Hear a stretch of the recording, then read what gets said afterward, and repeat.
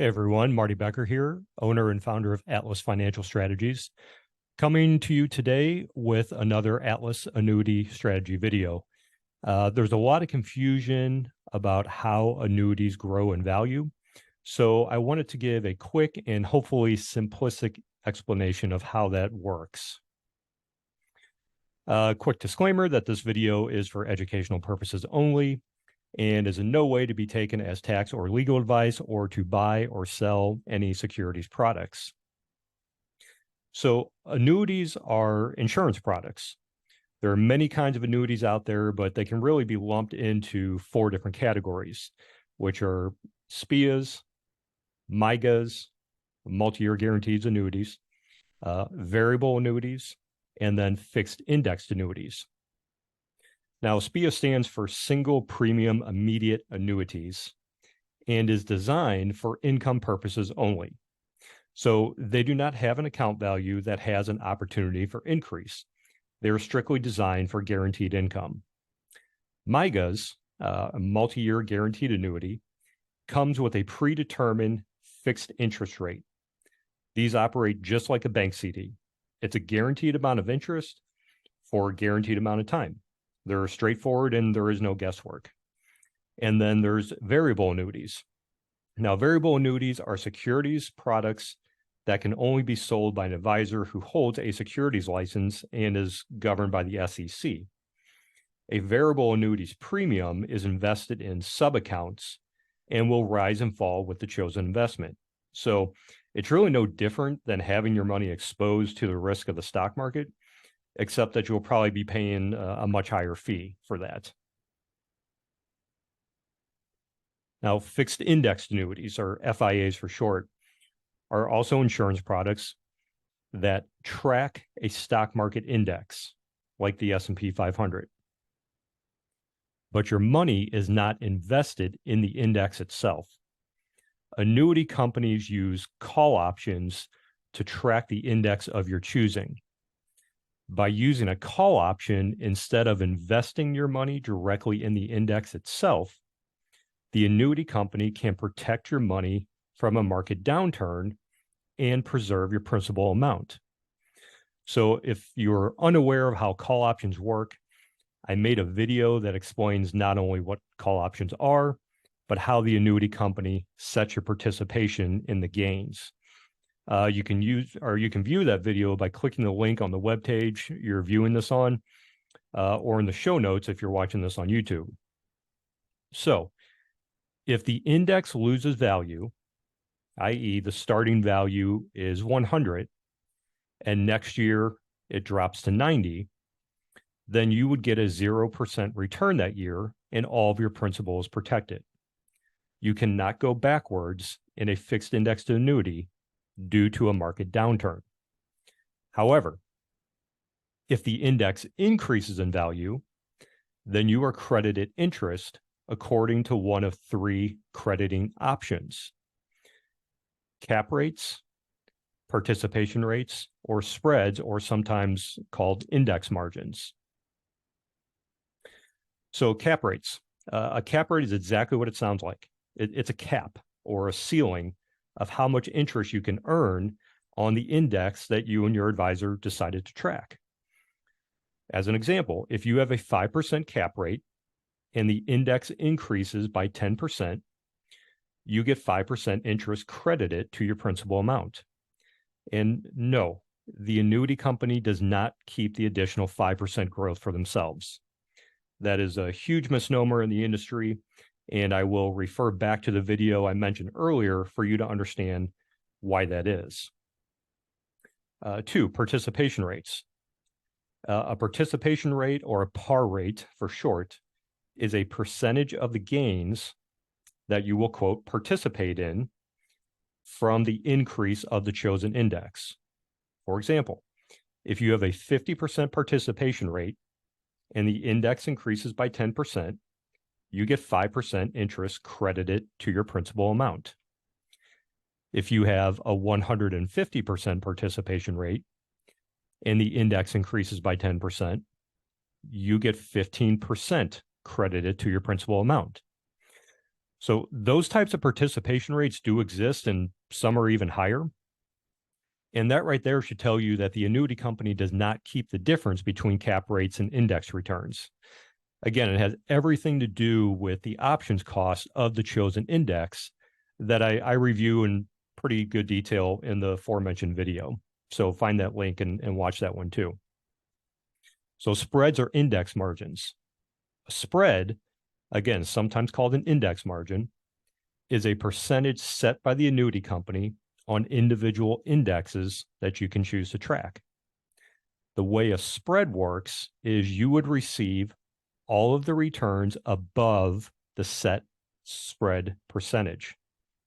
Example, if you have a 5% spread and the index increases by 10, you will get everything above the set spread percentage, which in this example would be 5%. Pretty straightforward. Crediting periods. So a crediting period is the time frame in which the annuity company will take a snapshot of the value of the index at the issue of your annuity, and then another snapshot of the same index on your anniversary date. So, for example, you have a 1-year point-to-point crediting period. The starting index value is 100. 1 year later, the index value is 110. That would be a 10% increase in value, and you would be credited by one of the above strategies that we just discussed, either a cap, par rate, or a spread. So there are several choices of crediting periods. You have 1 year point-to-points, 2 year point-to-points, 3 year, 5 years. I've even seen up to 6 year point-to-points. All of these work exactly the same as the example I just gave, but the snapshots would occur at different points in time. So example, a 2 year point-to-point would take a snapshot of the beginning index value, and then another snapshot 2 years from that day. The incentive to having a longer crediting strategy would be that your crediting strategy, longer crediting period would be that your crediting strategy would be higher, meaning you would have a higher cap rate or participation rate or lower spread with a 2 year point-to-point than you would with a 1 year point-to-point. However, I personally never recommend going past 2 year point-to-point, and that's only after you have implemented a 1 year point-to-point at the issue of your policy. 3 years or longer is a very long time to have no growth if the index just happens to be in the negative on your policy's anniversary date. So that's where a lot of people get confused right there, are these crediting periods. So how can we have the benefit of a higher crediting strategy while catching an index at the end of every year? There's a technique called index laddering. Here's an example. So let's say on your annuity, the 1 year point-to-point is offering a 100% participation rate, and the 2 year point-to-point is offering 150 participation rate. So we want to mitigate the chances of you waiting 2 years without any growth. So we would want to get a chance after the first year to capture some gains if the index has increased. But we also want the higher participation rate. So here's how we would design it. At the issue of your policy, so when it goes in effect, we take half of your premium, which will say $50,000, and put it into a 1 year point-to-point. We will take the other half of the money and put it into a 2 year point-to-point. At the end of the first year, we will reallocate that half of the money to a new 2 year point-to-point strategy that comes with a higher participation rate. But we're also giving you a better chance of growth every single year. So here's kind of a visual. You have a $100,000 premium. That's how much you put in. The policy's issued. $50,000 is allocated to a 1-year point-to-point at 100% par rate, which you see in the green. The other half, the other $50,000, is allocated to a 2-year point-to-point at 150% participation rate, which you see in the blue. So at the end of year 1, the original $50,000 in the green that was allocated to the 1-year point-to-point plus any growth is now reallocated to a 2-year point-to-point at 150%.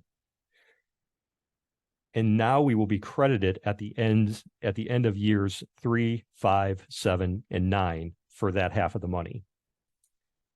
At the end of year 2, the other half of the money in the blue that was originally allocated to a 2-year point-to-point is now credited at 150% par rate.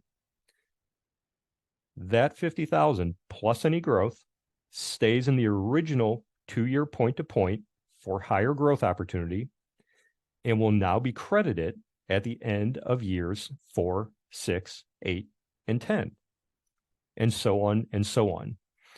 And, once you understand this concept, then really diversifying across multiple indexes with different percentages makes a lot more sense. So I encourage you to watch this over a couple times. If you're not really clicking with it, you will get it eventually. So what we can do, instead of just splitting the money in half, we can actually take 10% chunks, 15% chunks of money, and put it into different indexes with different crediting strategies. And doing that increases the chances of consistent growth and not relying on just one index to perform. But that goes beyond the scope of what I'm wanting to accomplish in this video. So anyway, I really hope this helps. I make these videos with the sincere intention of educating people because I want you to understand this stuff. If you would like to learn more about the most effective way on how to use annuities for either guaranteed income or for growth and protection, then I highly recommend watching my video series, 20% More Spendable Income in Retirement, which again, you can find a link on this webpage that you're on or in the show notes of YouTube. And then I would highly encourage you to book a time just to have a short phone call with me and see if the strategy is even right for you. All you have to do is go to www.atlasannuity.com to find a convenient time. You can also try reaching me at 636-926-6500. I can tell you up front, it's going to be hard to catch me on the phone, so I would encourage you just to use the calendar page to make sure we have a set time to connect and that we won't be interrupted while we're trying to get your questions answered. So having said all that, this wraps up this series of the Atlas Annuity Strategy, and I want to thank you for taking the time to watch it.